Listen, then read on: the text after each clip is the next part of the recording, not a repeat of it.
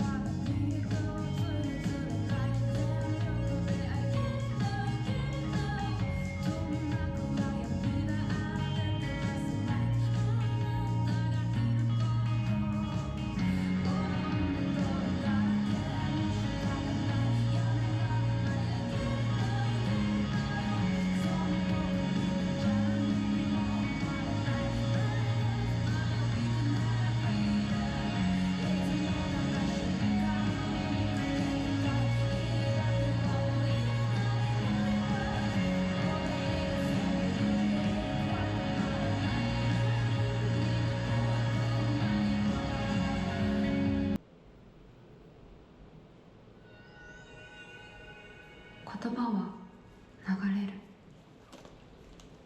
今こうして話している言葉もはるか昔から流れてきた言葉なんだ。言葉は時とともに移ろい形を変えていく。幾重にも時の流れが織り込まれた言葉に私たちが生きている時代の空気が映り込む。私たちの希望も不安も歓喜も絶望も全てを飲み込んで言葉は未来へとつながっていく。濁流のように激しく流れる現実を前に何も言えずに立ち尽くすこともあるだろ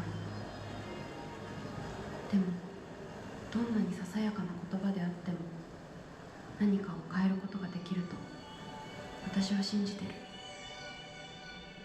自分自身の声で世界に向けて言葉を放つとき、そその言葉は未来を生み出すための種となる。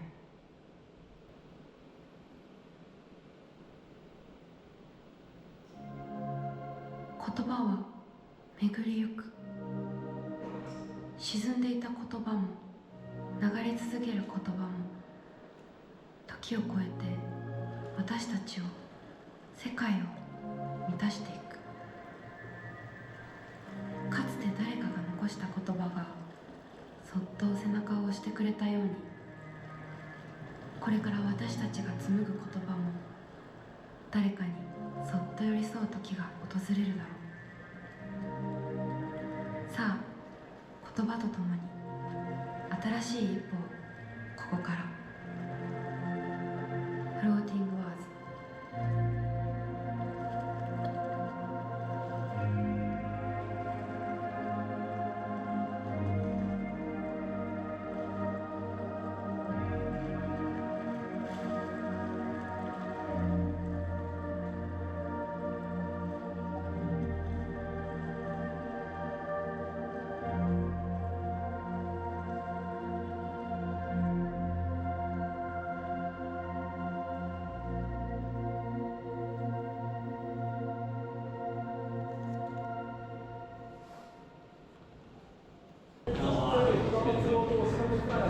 あ、そっかそっか。